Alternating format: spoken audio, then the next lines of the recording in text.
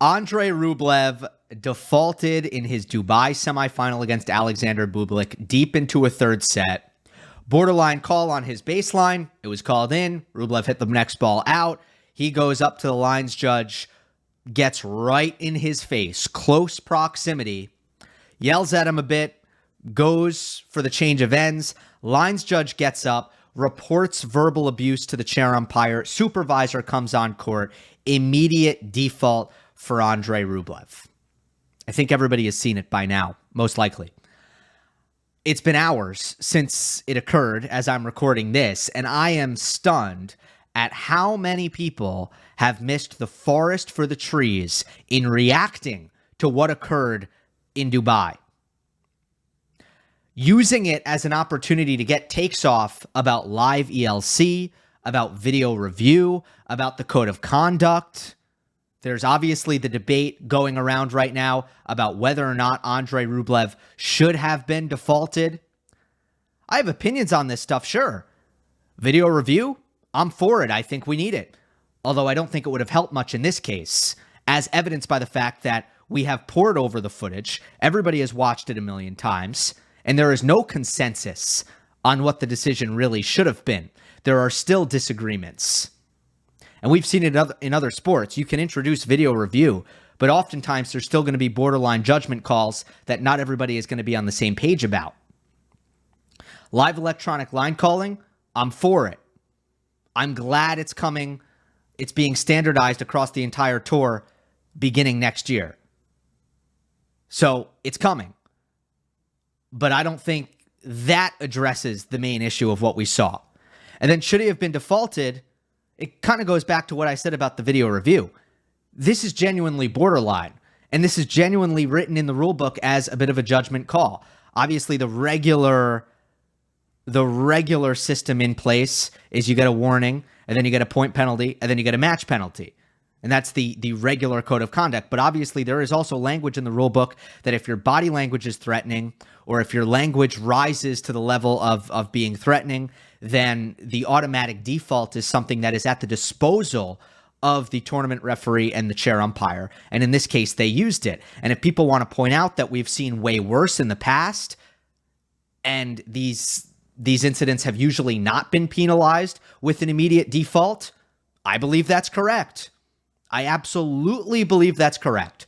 We've seen way worse than what Andrey Rublev did, or we have seen at least just as bad as what Andrey Rublev did, and we've seen it not result in a point penalty, although I'm still murky on the details of what was actually said, because I do believe that things were said potentially before and after his volume rose to the level of all of the TV microphones picking it up.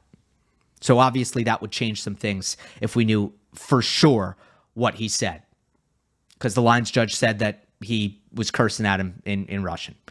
Yeah, look, I'm not really positive about how I feel about the default. Some people feel like, well, yes, in the past, it hasn't been penalized as harshly, but it should have. And now they're getting it right. So there's all these opinions out there. I think it's genuinely borderline, but I think that's all besides the point. I really, really do. I think if you're using this opportunity to just delve into that debate or talk about live VLC or video review, you're missing the Andrey Rublev part of this. The fact that when I woke up this morning and I saw what had happened, something that happens very, very, very rarely on tour, a player being defaulted from a big semifinal match. Very rare that happens. Yet, I wasn't that surprised. I wasn't that surprised because I had feared that this would happen to Andrey Rublev for a long, long, long, long time. And if you don't believe me, well, it was discussed on this very YouTube channel just last week. My relationship with this topic has been concern that Andrey Rublev is going to sabotage himself in a big match. I have always thought there are some things and some habits that he falls into that I believe put himself at risk of injury, And my worst nightmare for him is that he is going to, again, sabotage his ability to play a match because he hurts himself. I'm not concerned about him. I'm concerned for him. I think it reached a point with Rublev at the back end of last season where I saw a couple of things happen and I wondered if he was okay, you know? And I was kind of concerned that he played through the off season. He was playing these exhibitions. He didn't seem to take a lot of a break from my perspective. And I wonder if that's kind of keeping his mind busy. Maybe doesn't have to. I don't want to go too deep, but this comes from a place of concern for him. I wonder players over recent years have taken time out, not for injuries, for other things, because they think they need time, they think they need space. I wonder if he needs to take a bit of time for himself because he is so hard on himself and he's so passionate about the tennis that that can affect him in troubling, distressing ways. Rublev gave us plenty of reason to be concerned about his on-court conduct and to some extent even his mental health in the lead up to this incident. And this goes back years and years and years, but some people have pointed out that while his tendency to take out his anger on his own body has been a clear sign that he lacks control, others on the court have increasingly become the victims of his outbursts. Rublev got in the face of a camera person in Shanghai. He got in the face of a chair umpire at UTS, and both of those incidents are just in the last 6 months. So the biggest problem here is not about live VLC or video review or the code of conduct. The biggest problem is the Andrey Rublev problem. I genuinely believe that. And that problem being that something like this was inevitably going to happen at some point. And I don't think the other stuff that people are debating, I don't think that other stuff would have actually ended up mattering, because more likely than not, somebody who is going to really struggle to control on-court conduct in moments of rage that sometimes stems from simply his own level of play. You heard it in the clip.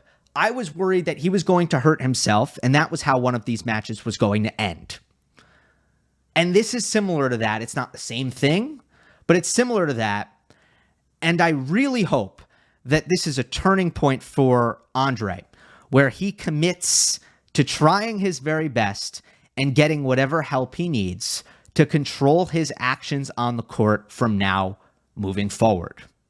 Because oftentimes in life, you got to hit rock bottom before you are willing to change. And this in Dubai is rock bottom for Andrey Rublev. I sympathize with him. I feel bad for him. But at the same time, I wonder if in the long run, we shouldn't feel bad for him, because this is actually what really needed to happen for him to make some meaningful change that is going to put him in a better place mentally, hopefully happier in life overall. And also, it's going to make sure that something like this doesn't happen in a major quarterfinal or a moment that would be elevated to the extent of extreme importance above a Dubai semifinal. Hope you enjoyed. Don't forget to subscribe. I'll see you next time.